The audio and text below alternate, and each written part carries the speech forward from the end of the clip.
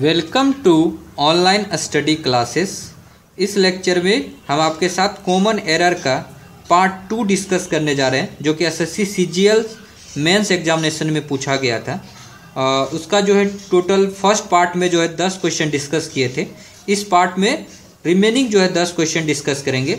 ये 2010 के SSC CGL के मेंस एग्जामिनेशन में पूछा गया क्वेश्चन है, ठीक है। तो आप लोग जो है इन सारे क्वेश्चन को देखिए, ठीक है, समझने का कोशिश कीजिएगा। चलिए स्टार्ट करते हैं आज का लेक्चर। फर्स्ट क्वेश्चन है कि the families are living in the Gulmohar park for the last 2 decade, no error.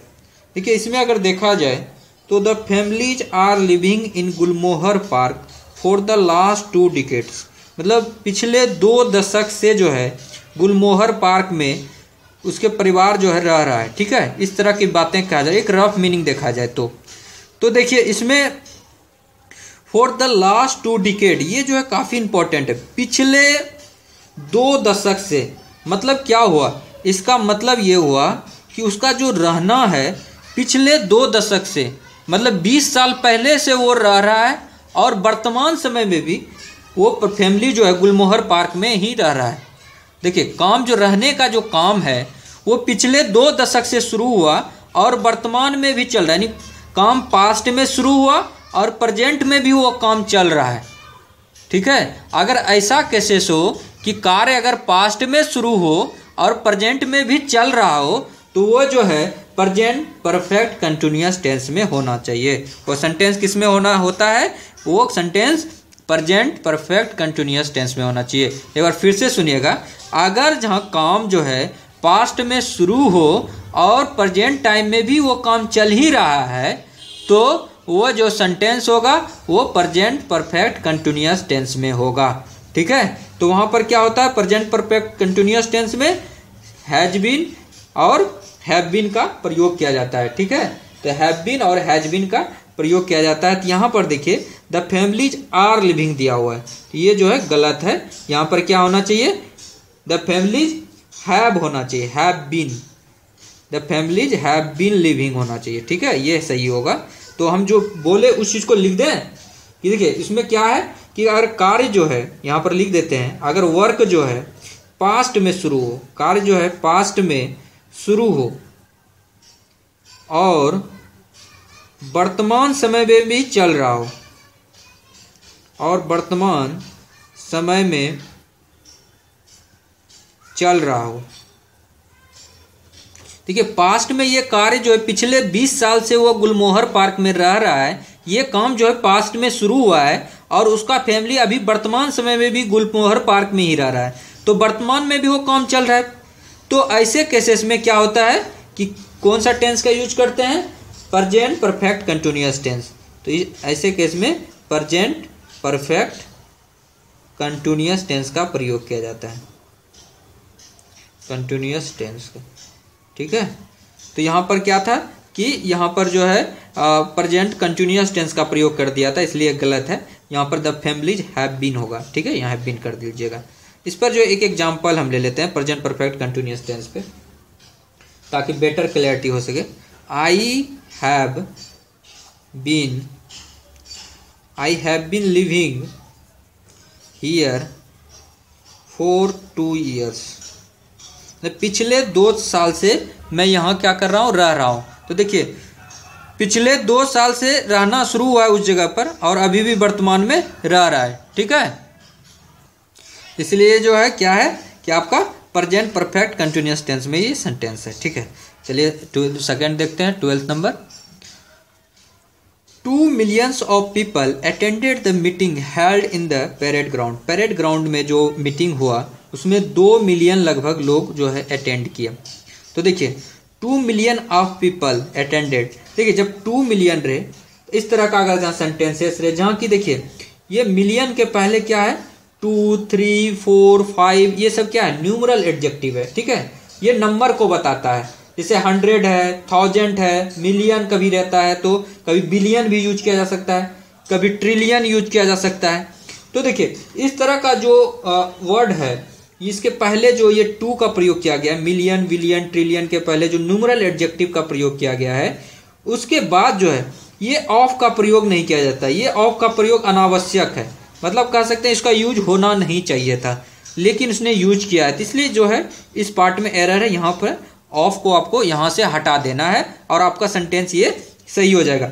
2 million people, सीधा ये सही सेंटेंस है, ऑफ का प्रयोग यहाँ नहीं होगा। तो इस तरह से देखिए बहुत सारे वर्ड हैं, जैसे कि एग्जाम्पल और देते हैं आपको, जैसे कि लिखा रहेगा 200 स्टूडेंट्स, 200 स्टूडेंट्स, तो 200 ऑफ स्टूडेंट नहीं होगा, 200 स्टूडेंट होगा, 2 मिलियन पीपल होगा, ठीक है। इसी तरह जो है 5 मिलियन रुपीज, अगर कोई बोलेगा 5 मिलियन रुपीज, तो देखिए 5 मिलियन ऑफ रुपी नहीं होगा, 5 मिलियन रुपीज होगा सीधा, 2 मिलियन पीपल होगा। तो यहाँ पर ऑफ का प्रयोग जो है अनावश्यक है, बेकार सा है, यहाँ पर ऑफ का प्रयोग नहीं करना चाहिए था। तो आप लोग समझ गए होंगे इसको।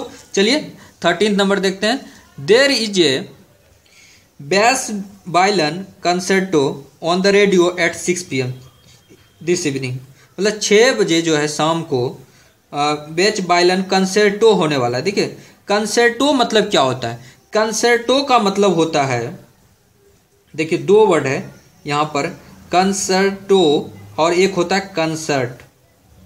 आप लोग सोनी जो टीवी होता है उस पर चैनल पर देखे होंगे, जो गायक लोग आते हैं उसको कंसर्ट बोलता है, वो लोग बोलते हैं ना।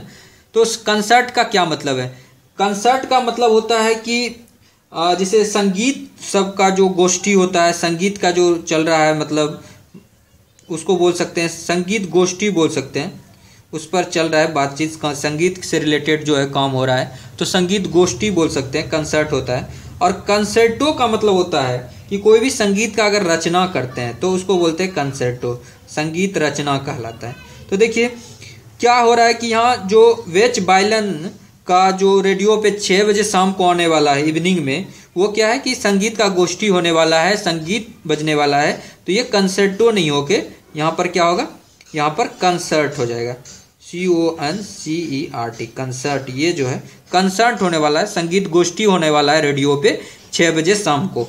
तो वायलिन से which violins concert on the radio at 6 PM this evening, तो यहाँ पर कंसर्ट का प्रयोग है, कंसर्टो का प्रयोग गलत है, ठीक है।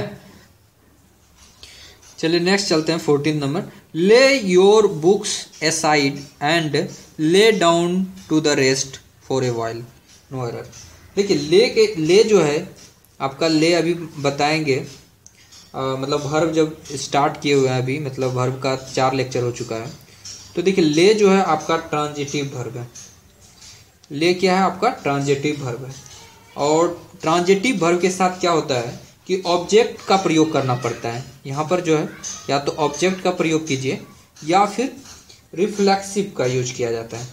आप लोग बताए थे जिसमें रिफ्लेक्सिव पढ़ा रहे थे, रिफ्लेक्सिव प्रोनाउन।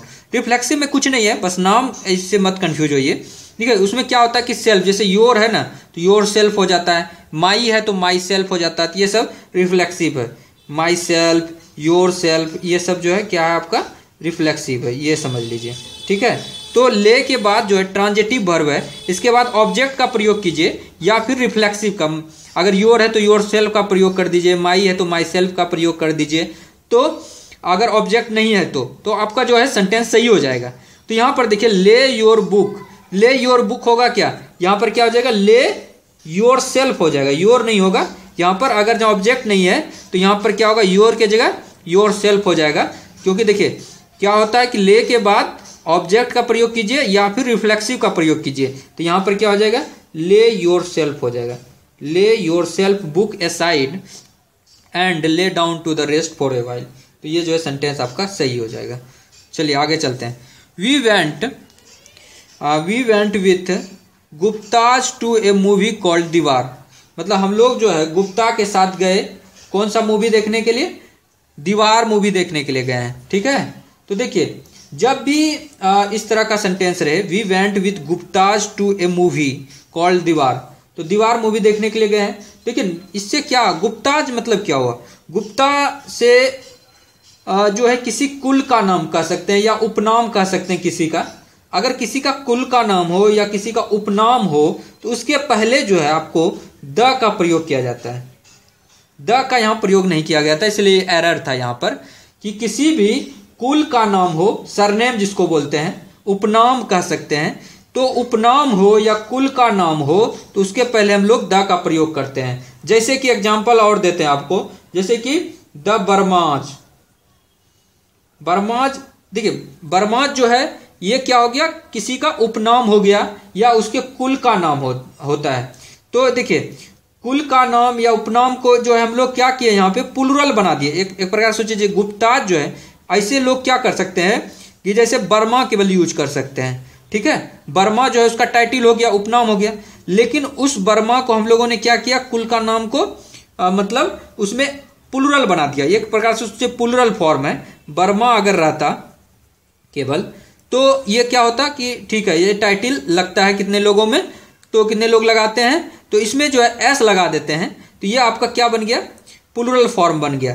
तो जब प्लुरल फॉर्म बन जाता है इसका, तो इसमें इसके आगे आपको द का प्रयोग करना नेसेसरी हो जाता है। बिना द का प्रयोग किए अगर आप लोग यूज कीजिएगा तो ये गलत हो जाएगा। तो यहाँ पे क्या हो जाएगा, द बरमाज हो जाएगा, द गुप्ताज हो, गुप्ता देखिए गुप्ता टाइटल होता है, इसमें एस लग गया तो यहाँ पर द का प्रयोग होगा, द गुप्ताज होगा। उसी तरह देखिए और भी जैसे एग्जाम्पल लेते हैं, जैसे कि द सरमाज, शर्मा है इसका जो है प्लुरल बना दिए, एस लगा दिए, उस कुल का नाम को प्लुरल बना दिए द सरमाज, तो उसके आगे क्या लगाना पड़ेगा, द सरमाज। उसी तरह देखिए सिन्हा है तो उसके आगे क्या लगाना पड़ेगा, सिन्हाज, ठीक है, एस लगाना। एस लगा के अगर किसी भी उपनाम को या उस कुल के नाम को प्लुरल बनाते हैं तो उसके आगे हमें द का प्रयोग करना पड़ता है। इस चीज को रूल में याद रख लीजिएगा, ठीक है। तो यहां पर क्या होगा, we went with the Guptas होगा टू ए मूवी कॉल्ड दीवार। चलिए 16 नंबर है, once an old hermit saw a cat pounce upon a rate.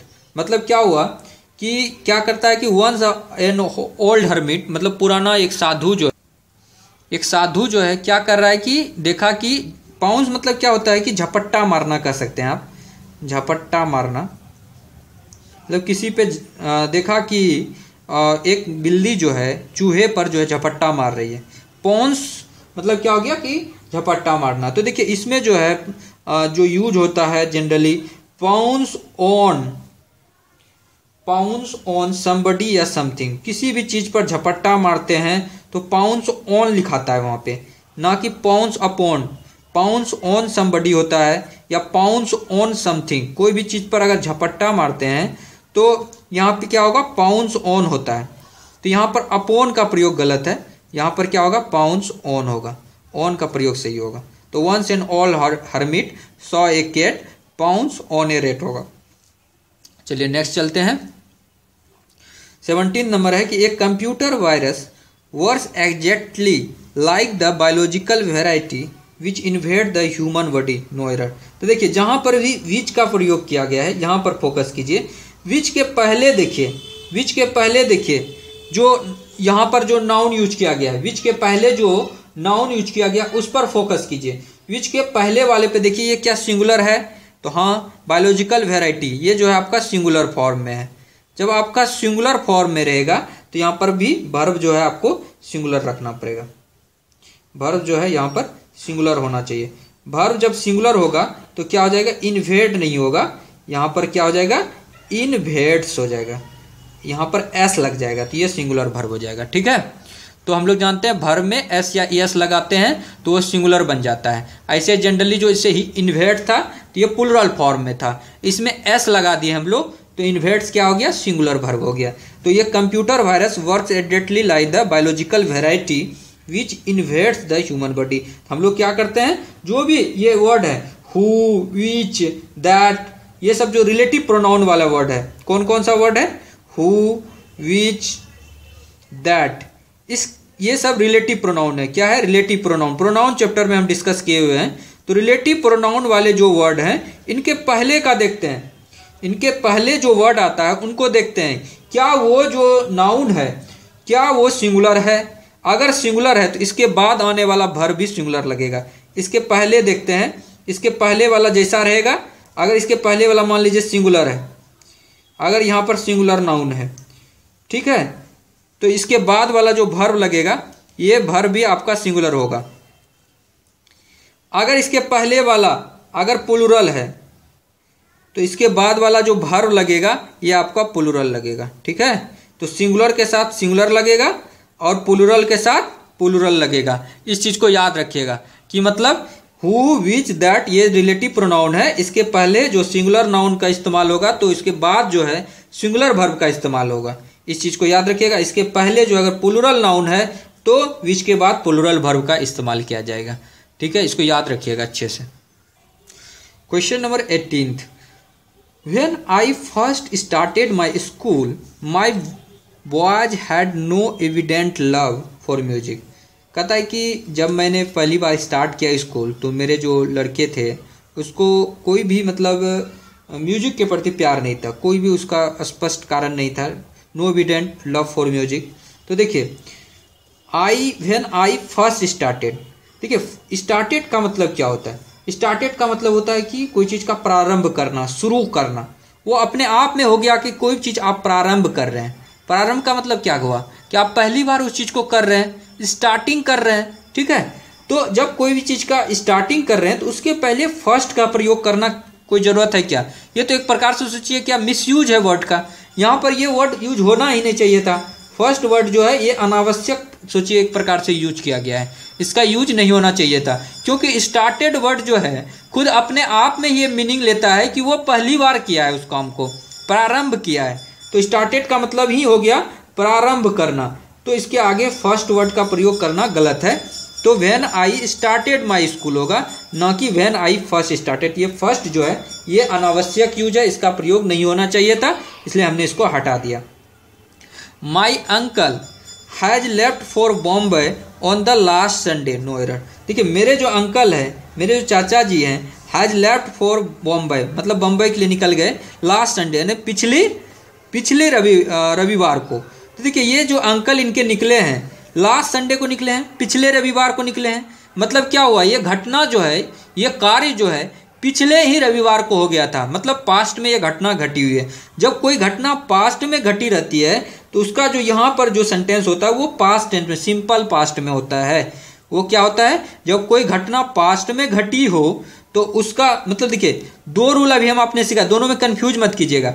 आपको हमने एक रूल बताया, अगर कोई घटना पास्ट में स्टार्ट हुआ और वर्तमान में अभी चल रहा है, पास्ट में कोई घटना स्टार्ट हुआ और वर्तमान में भी अभी चल रहा है, तो ऐसे केस में प्रेजेंट परफेक्ट कंटिन्यूअस टेंस का इस्तेमाल करते हैं।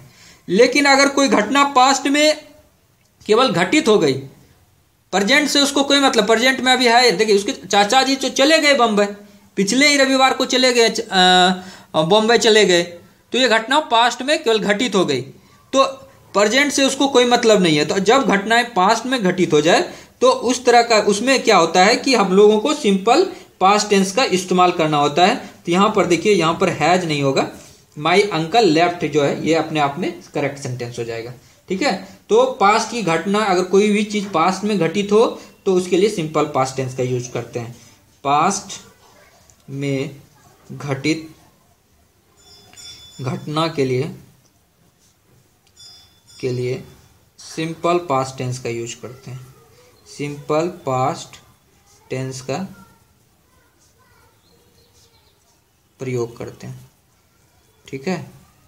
तो यहाँ पर क्या होगा, सिंपल पास्ट टेंस का प्रयोग कीजिएगा तो यहाँ पे क्या हो जाएगा, यहाँ हैज नहीं होगा, माई अंकल लेफ्ट यानी कि सब्जेक्ट प्लस वर्ब का दूसरा रूप और रिमेनिंग सारा चीज, ठीक है। उसके बाद आता है, चलिए 20 नंबर क्वेश्चन देखते हैं, ये लास्ट क्वेश्चन है, ठीक है। Don't think you can deceive me like you did my brother, no error. मतलब ऐसा मत सोचो जिस तरह से तुमने मुझे you can deceive me like you did my brother, जिस तरह से मेरे भाई को तूने ठगा, मतलब उसी तरह मुझे भी ठग सकते हो, इस तरह का सेंटेंस है। देखिए यहाँ पर जो है ये जो लाइक वर्ड है, देखिए don't think you can deceive me, मतलब तुम मुझे डिसीव कर सकते हो, ठग सकते हो, deceive me like you did my brother, जैसा कि तुमने मेरे भाई के साथ किया है। तो देखिए लाइक वर्ड जो है, दो वर्ड आता है, एक होता है लाइक और दूसरा होता है एज। आज जो है इसको क्लियरली रूप से समझ जाइएगा कि लाइक और एज में क्या अंतर है। देखिए लाइक के बाद जो है, तुरंत बाद अगर देखा जाए, लाइक के तुरंत बाद जो है ऑब्जेक्ट का प्रयोग किया जाता है, लाइक के तुरंत बाद जो है ऑब्जेक्ट का प्रयोग किया जाता है। इस चीज को याद रखिएगा। तो आप लोग आसानी से पकड़ लीजिएगा कि लाइक के बाद ऑब्जेक्ट का प्रयोग किया गया है या सब्जेक्ट का किया गया है।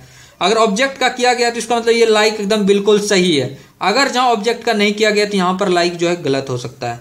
और एज के बाद जो है क्या होगा, एज के बाद सब्जेक्ट का प्रयोग किया जाता है और उसके बाद जाकर वर्ब का इस्तेमाल किया जाता है।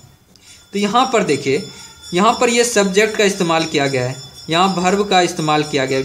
ठीक है, वर्ब का दूसरा रूप है डू डिड। तो देखिए सब्जेक्ट और वर्ब का इस्तेमाल किया गया। तो देखिए लाइक और एज दोनों का एक ही सेंस में इस्तेमाल होता है। ठीक है, कंपेयर करने के लिए कि उसके कंपेरिजन में इस तरह की बातें होती है। लेकिन लाइक के बाद तुरंत ऑब्जेक्ट का प्रयोग किया जाता है, लेकिन एज के बाद क्या होता है कि सब्जेक्ट का प्रयोग किया जाता है, उसके बाद वर्ब का इस्तेमाल होता है। तो आप जो है खुद ही एनालाइज कीजिए कि क्या इस सेंटेंस में सब्जेक्ट प्लस वर्ब का इस्तेमाल किया गया है। तो यहाँ लाइक का प्रयोग होगा क्या, तो लाइक का प्रयोग यहाँ पर नहीं होगा, यहाँ पर क्या होगा, एज का प्रयोग होगा। ठीक है, don't think you can deceive me as you did my brother. ठीक है, तो ये सेंटेंस आपका एकदम सही हो गया। तो ये जो है कंप्लीट हम एक सेट जो है आपके साथ डिस्कस किए 2 लेक्चर में। ठीक है, पार्ट 1 में भी 10 क्वेश्चन डिस्कस किए थे, पार्ट 2 में हमने 10 क्वेश्चन डिस्कस किया। ये कंप्लीट एक सेट था और सीजीएल के मेंस एग्जामिनेशन में पूछा गया था। देखिए इस तरह के क्वेश्चन को अगर आप मतलब करते हैं, ज़्यादा से ज़्यादा करके जाते हैं, तो आप किसी भी तरह का एसएससी में या स्टेनोग्राफर के एग्जामिनेशन लीजिए, एसएससी सीजीएल का प्री लीजिए या एसएससी एमटीएस का एग्जामिनेशन लीजिए, उसका जो प्री है फर्स्ट स्टेज है, उन सब में भी ये जो कॉमन एरर का क्वेश्चन पूछा जाएगा तो इनसे बाहर नहीं रहेगा। बैंकिंग में भी इसी तरह का ही क्वेश्चन पूछा जाता है। तो अगर आप जो है क्लियरिटी रखेंगे कंसेप्ट में तो बहुत ही आसानी से बिना पेन को उठाए हुए आप जो है 4-5 मार्क्स का जो भी 5 मार्क्स का क्वेश्चन आता है या कभी 10 मार्क्स का क्वेश्चन पूछ लेता है एसएससी में, तो आप आसानी से कर पाएंगे। इसलिए जो है आप लोग जो है लेक्चर को अगर नहीं समझे हैं तो एक बार फिर से देखिए, एक बार में नहीं समझ में आया दोबारा से देखिए, अवेलेबल तो रहेगा ही हमेशा चैनल पर, बस आप लोग 2 बार 3 बार जितने बार देखना है देख लीजिए। ठीक है, और आप लोग जो है इस लेक्चर को शेयर भी जरूर किया कीजिए, क्योंकि अगर आप लोग शेयर करते हैं तो उन सारे लोगों को भी फायदा होता है जो कि कोचिंग तो एफर्ट जो लोग कोचिंग एफर्ट करते हैं तो ठीक ही है, वो लोग कर ही रहे हैं कोचिंग, तो उन्हें थोड़ा कम ज़रूरत पड़ती है। और जो लोग कोचिंग एफर्ट नहीं कर पाते हैं उन लोगों का भी आपके एक शेयर करने से, आप लोग अगर शेयर कर देते हैं फेसबुक पर या फिर कहीं पर भी अगर सोशल मीडिया के अलग अलग प्लेटफॉर्म पर अगर शेयर करते हैं तो हो सकता है कि उन बच्चों तक भी ये वीडियो पहुंच जाए और वो लोग भी इसका फ़ायदा उठा सकें। तो आप लोग शेयर जरूर कीजिए। शेयर करने से थोड़ा सा एक प्रकार सोचिए, एक प्रकार से आजकल चैरिटी के वाला वर्क हो गया है। अगर शेयर करते हैं तो आप एक प्रकार से चैरिटी खुद अपने आप में कर रहे हैं, क्योंकि किसी ना किसी का आप हेल्प कर रहे हैं। ठीक है, तो आप लोग अगर मदद करते हैं इस काम में, देखिए हम भी आप लोगों का हेल्प करना चाह रहे हैं और आप भी अगर किसी और का हेल्प करना चाहते हैं तो इससे क्या होगा कि ज़्यादा से ज़्यादा लोगों को फ़ायदा हो पाएगा।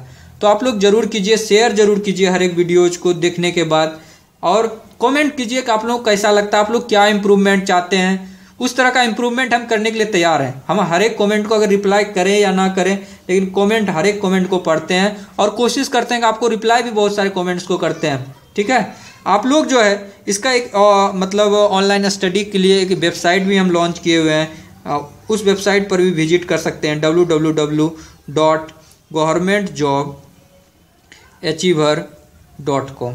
इस पर जो है आप लोग विजिट किया कीजिए और यहाँ पर भी आप लोग आकर जो है कमेंट कर सकते हैं। आप जो भी कंटेंट अभी अवेलेबल है इस पर, अगर आपको वो सारे कंटेंट में कुछ इम्प्रूवमेंट और चाहिए, मुझे करना चाहिए, तो उस तरह का सजेशन आप लोग दे सकते हैं। तो आप लोग जो है इस वेबसाइट पर भी विजिट रेगुलरली करते रहिए। हम चाह रहे हैं कि हम जो है एक ऐसा प्लेटफॉर्म आपको प्रोवाइड करें जिसमें कि आपको कंप्लीट प्रिपरेशन कराएं कोई भी चीज़ का। जैसे कि कोई भी कंपटीशन आता है तो उसका नोटिफिकेशन से लेकर उसके रिजल्ट तक सारा इन्फॉर्मेशन आपको हम प्रोवाइड कराते रहें बीच बीच में।